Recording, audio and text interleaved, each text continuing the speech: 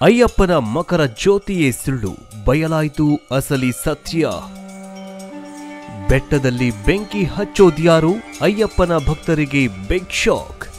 ಅಭಯಣ ಪೆಟ್ಟಿಗೆ ಮೇಲೆ ಹಾರುವ ಗರುಡಕ್ಕೆ ಟ್ರೈನಿಂಗ್ ಕೊಟ್ಟಿದ್ಯಾರು?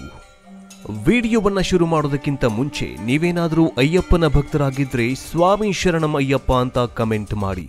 ಹಾಗೂ ಮಕರ ಜ್ಯೋತಿ ನಿಜಾನ ಸುಳ್ಳ, ಇದರ ಬಗ್ಗೆ ನಿಮ್ಮ ಅನಿಸಿಕೆ ಏನು ಅಂತ ಕಮೆಂಟ್ ಮೂಲಕ ತಿಳಿಸಿ.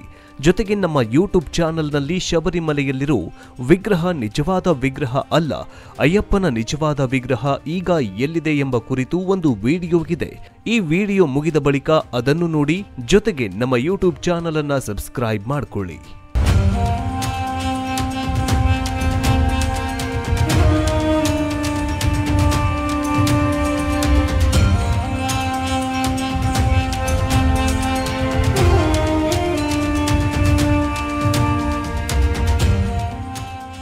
ಸ್ವಾಮಿಯೇ ಶರಣಮಯ್ಯಪ್ಪ. ಭಕ್ತರ ಕಷ್ಟಗಳನ್ನ ನಿವಾರಿಸಲು ಧರೆಗಿಳಿದು ಬಂದ ಭಗವಂತ ಅಯ್ಯಪ್ಪ ಸ್ವಾಮಿ. ಶರಣು ಎಂದು ಬಂದವರನ್ನ ಉದ್ಧರಿಸೋ ಕರುಣಾಮಯಿ. ಒಬ್ಬರಲ್ಲ ಇಬ್ಬರಲ್ಲ, ಸಂಕ್ರಾಂತಿ ಬಂತಂದ್ರೆ ಸಾಕು ಲಕ್ಷ ಲಕ್ಷ ಮಂದಿ ಶಬರಿಮಲೆಯತ್ತ ಧಾವಿಸಿ ಬರ್ತಾರೆ. ಶರಣು ಅಯ್ಯಪ್ಪ ಅಂತ ಶಬರಿಮಲೆಯತ್ತ ಹೆಜ್ಜೆ ಹಾಕ್ತಾರೆ. ಅಯ್ಯಪ್ಪನ ನಾಮಸ್ಮರಣೆ ಮಾಡಿದರೆ ಕಾಲಿಗೆ ಮುಳ್ಳುಗಳು ಲೆಕ್ಕಕ್ಕೆ ಬರೋದಿಲ್ಲ. ಬರಿಗಾಲಲ್ಲಿ ಭಕ್ತರು ಹೆಜ್ಜೆ ಹಾಕಿದ್ರೂ ನೋವಿನ ಅನುಭವವೇ ಆಗೋದಿಲ್ಲ. ಯಾಕಂದ್ರೆ ಭಕ್ತರನ್ನ ಸಂಪೂರ್ಣವಾಗಿ ಅವತರಿಸಿರುತ್ತಾನೆ ಭಗವಂತ. ಹಾಗಾದ್ರೆ ಶಬರಿಮಲೆಯಲ್ಲಿ ಇಂದಿಗೂ ವಿಸ್ಮಯ ನಡೀತಾ ಇದೆಯಾ? ಅಯ್ಯಪ್ಪ ಸ್ವಾಮಿ ಪ್ರತಿ ವರ್ಷ ಅಲ್ಲಿ ಬಂದು ಹೋಗ್ತಾನ? ಮಕರ ಜ್ಯೋತಿಯ ಹಿಂದಿರೋ ನಂಬಲಾಗದ ಸತ್ಯವೇನು? ಗರುಡ ಅಯ್ಯಪ್ಪನ ಆಭರಣಗಳನ್ನ ಕಾಯ್ತಾ ಇದ್ದಾನ? ಅಯ್ಯಪ್ಪನೇ ಗರುಡ ರೂಪದಲ್ಲಿ ದರ್ಶನವನ್ನ ಕೊಡ್ತಿದ್ದಾನ? ಹಾಗಾದ್ರೆ ಶಬರಿಮಲೆಯ ಹಿಂದಿರೋ ರೋಚಕ ರಹಸ್ಯವಾದ್ರೂ ಏನು? ಗರ್ಭಗುಡಿಯಲ್ಲಿರೋ ಅಯ್ಯಪ್ಪನ ಮೂರ್ತಿ ನಿಜವಾದ ಮೂರ್ತಿನ? ಅಯ್ಯಪ್ಪನಿಗೂ ಗರುಡನಿಗೂ ಮಕರ ಜ್ಯೋತಿಗೂ ಇರುವ ಸಂಬಂಧವೇನು ಅನ್ನೋದನ್ನ ಈ ವಿಡಿಯೋದಲ್ಲಿ ಸಂಪೂರ್ಣವಾಗಿ ನೋಡೋಣ. ಭಕ್ತರಿಗೆ ಅಯ್ಯಪ್ಪನ ಮೇಲೆ ಯಾಕಿಷ್ಟು ಪ್ರೀತಿ, ಯಾಕಿಷ್ಟು ನಂಬಿಕೆ, ಯಾಕಿಷ್ಟು ವಿಶ್ವಾಸ? ಲೆಕ್ಕವೇ ಇಲ್ಲದಷ್ಟು ಮಂದಿ ಅಯ್ಯಪ್ಪನ ಸನ್ನಿಧಾನಕ್ಕೆ ಸಾಗರೋಪಾದಿಯಲ್ಲಿ ಬರ್ತಾರಲ್ಲ, ಇದರ ಹಿಂದಿನ ಮರ್ಮವೇನು? ಈ ಪ್ರಶ್ನೆಗೆ ಉತ್ತರ ಹುಡುಕ್ತಾ ಹೋದ್ರೆ ಆಶ್ಚರ್ಯ ವಿಷಯ ಕೇಳಿಬರತ್ತೆ.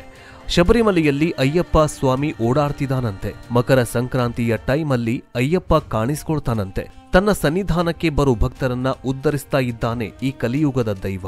ಇದೇ ಕಾರಣಕ್ಕೆ ಅಯ್ಯಪ್ಪನ ಕೃಪೆಗೆ ಪಾತ್ರರಾಗಬೇಕು ಅಂತ ಲಕ್ಷ ಲಕ್ಷ ಸಂಖ್ಯೆಯಲ್ಲಿ ಭಕ್ತರು ಶಬರಿಮಲೆಯತ್ತ ಬರ್ತಾರೆ. ಹೀಗೆ ಅಯ್ಯಪ್ಪನ ಆಶೀರ್ವಾದ ಪಡೆದ ಹಲವರ ಸಂಕಷ್ಟಗಳು ದೂರವಾಗಿದೆಯಂತೆ. ಹಾಗಾದ್ರೆ ಮಕರ ಜ್ಯೋತಿಯ ಹಿಂದಿನ ರಹಸ್ಯವೇನು? ನಿಜಕ್ಕೂ ಮಕರ ಜ್ಯೋತಿ ಪವಾಡಗಳನ್ನ ಸೃಷ್ಟಿ ಮಾಡ್ತಾ ಇದೆಯಾ? ಇಲ್ಲ ಅದು ಮಾನವ ನಿರ್ಮಿತಾನ? ಇದರ ಬಗ್ಗೆ ಹೇಳ್ತೀವಿ. ಆದ್ರೆ ಅದಕ್ಕೂ ಮುನ್ನ ಅಯ್ಯಪ್ಪನ ಆಭರಣಗಳ ಮೇಲೆ ಓಡಾಡ್ತಾ ಇರುವ ಒಂದು ಪಕ್ಷಿಯ ಬಗ್ಗೆ ಹೇಳ್ತೀವಿ ಕೇಳಿ. ಇದು ಸಾಮಾನ್ಯವಾದ ಹಕ್ಕಿಯಲ್ಲ, ಇಲ್ಲಿ ಹಾರಾಡ್ತಾ ಇರುವ ವಿಷ್ಣುವಿನ ವಾಹನ ಗರುಡ. ಶಬರಿಮಲೆ ಅಯ್ಯಪ್ಪ ಸ್ವಾಮಿ ಸನ್ನಿಧಾನಕ್ಕೆ ಈ ಗರುಡ ಪ್ರತಿ ವರ್ಷ ಬಂದೇ ಬರುತ್ತೆ. ಕರೆಕ್ಟ್ ಆಗಿ ಸಂಜೆ ವೇಳೆಗೆ ಗರುಡ ಈ ಪ್ರದೇಶದಲ್ಲಿ ಕಾಣಿಸ್ಕೊಳ್ಳುತ್ತೆ. ಹೀಗೆ ಪ್ರತಿ ವರ್ಷ ಬರೋ ಈ ಗರುಡನೇ ಅಯ್ಯಪ್ಪ ಸ್ವಾಮಿ ಅಂತ ಜನ ನಂಬಿದ್ದಾರೆ. ಆದ್ರೆ ಇನ್ನೂ ಹಲವರು ಬೇರೆಯದ್ದೇ ಕಥೆಯನ್ನ ಹೇಳ್ತಾರೆ. ಅಯ್ಯಪ್ಪ ಸ್ವಾಮಿ ಹರಿಹರ ಪುತ್ರ, ಹೀಗಾಗಿ ಮಕರ ಸಂಕ್ರಾಂತಿ ಟೈಮಲ್ಲಿ ಅಯ್ಯಪ್ಪನ ಆಭರಣಗಳನ್ನ ರಕ್ಷಣೆಗೆ ಹರಿಯೇ ತನ್ನ ವಾಹನ ಗರುಡವನ್ನ ಕಳುಹಿಸ್ತಾನೆ ಎನ್ನೋ ನಂಬಿಕೆ ಕೂಡ ಇದೆ. ಇದರಲ್ಲಿ ಯಾವುದು ಸತ್ಯ ಯಾವುದು ಮಿಥ್ಯ ಅನ್ನೋದು ಒಂದು ಕಡೆ ಇರಲಿ, ಆದ್ರೆ ಪ್ರತಿ ವರ್ಷ ಈ ನೆಲದಲ್ಲಿ ಗರುಡ ಪ್ರತ್ಯಕ್ಷವಾಗ್ತಾನೆ ಇದೆ.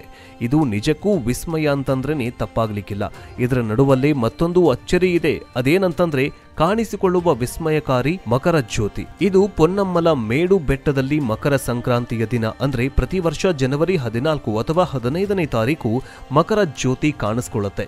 ಇದು ಅಯ್ಯಪ್ಪನ ಲೀಲೆ ಅಂತಲೇ ಇಂದಿಗೂ ಕೂಡ ಎಲ್ಲರೂ ಭಾವಿಸಿದ್ದಾರೆ.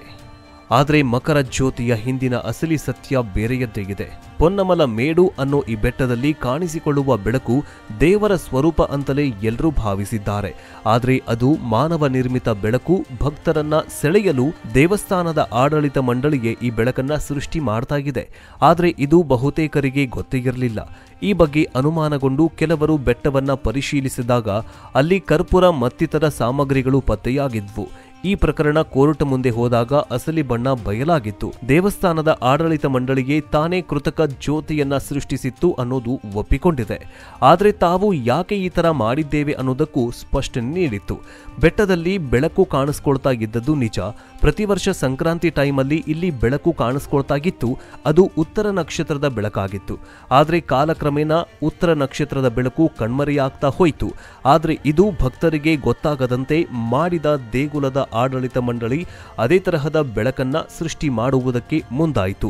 ಪ್ರತಿ ವರ್ಷ ಸಂಜೆ 7 ಗಂಟೆಗೆ ಸುಮಾರಿಗೆ ಅಪಾರ ಪ್ರಮಾಣದ ಕರ್ಪೂರವನ್ನ ಹೊತ್ತೊಯ್ದು ಅದರಿಂದ ಕೃತಕ ಜ್ಯೋತಿಯನ್ನ ಸೃಷ್ಟಿಸಲಾಗ್ತಾಗಿತ್ತು. ಇವತ್ತಿಗೂ ಅದೇ ಕೇತನ ಬೆಳಕು ಶಬರಿಮಲೆಯಲ್ಲಿ ಕಾಣಿಸ್ಕೊಳ್ತಾಗಿದೆ. ಈಗೇನು ದೇವಸ್ಥಾನದ ಆಡಳಿತ ಮಂಡಳಿ ಅಲ್ಲಿ ಕೃತಕ ಜ್ಯೋತಿ ಸೃಷ್ಟಿಸ್ತಾ ಇದೆ, ಆದ್ರೆ ಅದಕ್ಕೂ ಮೊದಲು ಅಲ್ಲಿ ನಕ್ಷತ್ರದ ಬೆಳಕು ಕಾಣಿಸ್ಕೊಳ್ತಾಗಿತ್ತು ಅನ್ನೋ ಮಾತಿದೆಯಲ್ಲ, ಅದೇ ಸುಳ್ಳು ಅಂತ ಹೇಳಲಾಗ್ತಾ ಇದೆ. ಹಾಗಾದ್ರೆ ಇದಕ್ಕೂ ಮೊದಲು ಅಲ್ಲಿ ಬೆಳಕು ಕಾಣಿಸ್ಕೊಳ್ತಾ ಇದ್ದದ್ದು ಹೇಗೆ? ಈ ಹಿಂದೆ ಉತ್ತರ ನಕ್ಷತ್ರ ಕಾಣಿಸ್ಕೊಳ್ತಾಗಿತ್ತು, ಆದ್ರೆ ಈಗ ಆ ನಕ್ಷತ್ರದ ಬೆಳಕು ಕಾಣಿಸ್ಕೊಳ್ತಾ ಇಲ್ಲ. ಅದಕ್ಕೇನೆ ಕೃತಕ ಜ್ಯೋತಿಯನ್ನ ಸೃಷ್ಟಿಸಲಾಗಿದೆ ಅಂತ ದೇವಸ್ಥಾನದ ಅಧಿಕಾರಿಗಳು ಹೇಳ್ತಾರೆ. ಆದ್ರೆ ಇದಕ್ಕೂ ಮುನ್ನ ಅಲ್ಲಿ ಕಾಣಿಸ್ಕೊಳ್ತಾ ಇದ್ದದ್ದು ನಕ್ಷತ್ರದ ಬೆಳಕಲ್ಲ, ಅದು ಕಾಡಲ್ಲೇ ಉದ್ಭವಿಸ್ತಾ ಇದ್ದ ಜ್ಯೋತಿ. ಅಂದಹಾಗೆ ಈ ಜ್ಯೋತಿಯನ್ನ ಸೃಷ್ಟಿಸ್ತಾ ಇದ್ದದ್ದು ಅಲ್ಲಿನ ಕಾಡು ಜನಗಳಂತೆ. ಹಿಂದೆ ಈ ಬೆಟ್ಟದಲ್ಲಿ ಆದಿವಾಸಿಗಳು ಇದ್ರೂ ಅವರಿಗೂ ಅಯ್ಯಪ್ಪನೇ ಸರ್ವಸ್ವನಾಗಿದ್ದ. ಇದೇ ಕಾರಣಕ್ಕೆ ಮಕರ ಜ್ಯೋತಿಯ ದಿನ ಸಂಜೆ 7 ಗಂಟೆ ಸುಮಾರಿಗೆ ಬೆಟ್ಟದ ಮೇಲಿನಿಂದಲೇ ಅಯ್ಯಪ್ಪನಿಗೆ ಆರತಿ ಎತ್ತುತ್ತಾ ಇದ್ರಂತೆ. ಆ ಆರತಿಯೇ ಜ್ಯೋತಿಯಾಗಿ ಕಾಣಿಸ್ಕೊಳ್ತಾ ಇತ್ತಂತೆ. ಆದ್ರೆ ಈಗ ಆದಿವಾಸಿಗಳು ಕಣ್ಮರೆಯಾಗಿದ್ದಾರೆ. ಹೀಗಾಗಿ ಇಲ್ಲಿ ಕಾಣಿಸ್ತಾ ಇದ್ದ ಜ್ಯೋತಿನೂ ಕೂಡ ನಿಂತು ಹೋಗಿತ್ತು. ಇದೇ ಕಾರಣಕ್ಕೆ ಆ ಜಾಗದಲ್ಲಿ ಅಂತಹದ್ದೇ ಜ್ಯೋತಿಯನ್ನ ದೇಗುಲದ ಆಡಳಿತ ಮಂಡಳಿ ಸೃಷ್ಟಿಸಿದೆ. ಈ ವಿಷಯ ಏನೇ ಇರಲಿ, ಆದ್ರೆ ಅಯ್ಯಪ್ಪನ ದರ್ಶನಕ್ಕೆ ಬರೋ ಜನಸಂಖ್ಯೆ ಮಾತ್ರ ಇಂದಿಗೂ ಕಡಿಮೆಯಾಗ್ತಾಗಿಲ್ಲ. ಶರಣಂ ಅಯ್ಯಪ್ಪ ಅಂತ ಜಪ ಮಾಡ್ತಾ ಶಬರಿಮಲೆಯತ್ತ ಹೆಜ್ಜೆ ಹಾಕ್ತಾ ಇರುವವರು ಕಡಿಮೆಯಾಗ್ತಿಲ್ಲ. ಇದನ್ನ ನೋಡ್ತಾ ಇದ್ರೇನೆ ಗೊತ್ತಾಗತ್ತೆ ಅಯ್ಯಪ್ಪನ ತತ್ವ ಎಂಥದ್ದು ಅಂತ. ಪೊನ್ನಮಲ ಮೇಡು ಅನ್ನೋ ಈ ಬೆಟ್ಟದಲ್ಲಿ ಕಾಣಿಸಿಕೊಳ್ಳುವ ಬೆಳಕು ದೇವರ ಸ್ವರೂಪ ಅಂತಲೇ ಎಲ್ಲರೂ ಭಾವಿಸಿದ್ದಾರೆ.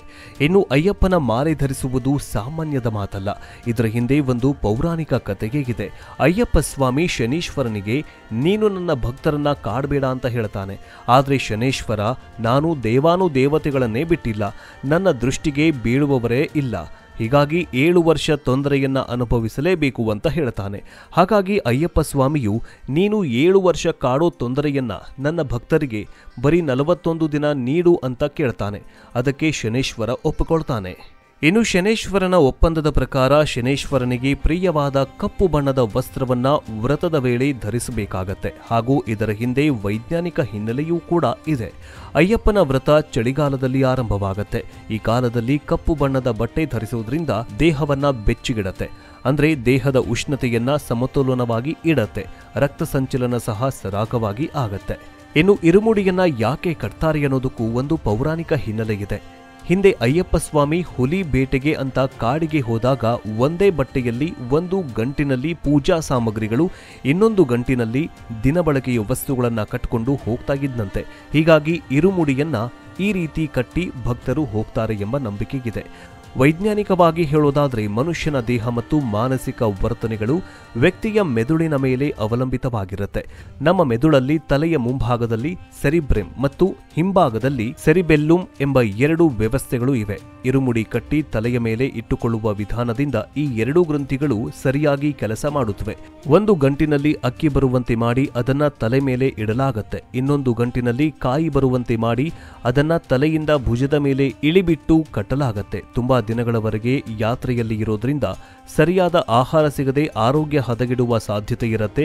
ಈ ರೀತಿಯಾಗಿ ಇರುಮುಡಿ ಕಟ್ಟೋದ್ರಿಂದ ಆರೋಗ್ಯ ಸಹ ಕಾಪಾಡಿಕೊಳ್ಳಬಹುದು. ಇರು ಅಂತಂದ್ರೆ 2 ಎಂದರ್ಥ, ಮುಡಿ ಅಂತಂದ್ರೆ ಚೀಲ ಅಂತರ್ಥ, ಕಟ್ಟು ಅಂತಂದ್ರೆ ಗಂಟು ಹಾಕುವುದು. 2 ಭಾಗವಿರುವ ಚೀಲದೊಳಗೆ ಪೂಜೆ ಮತ್ತು ಯಾತ್ರೆಗೆ ಬೇಕಾದ ಸಾಮಗ್ರಿಗಳನ್ನ ಇಟ್ಟು ಗಂಟು ಹಾಕಿಕೊಂಡು ಹೊತ್ಕೊಂಡು ಹೋಗುವುದೇ ಇರುಮುಡಿ ಅಂತ ಹೇಳಲಾಗತ್ತೆ.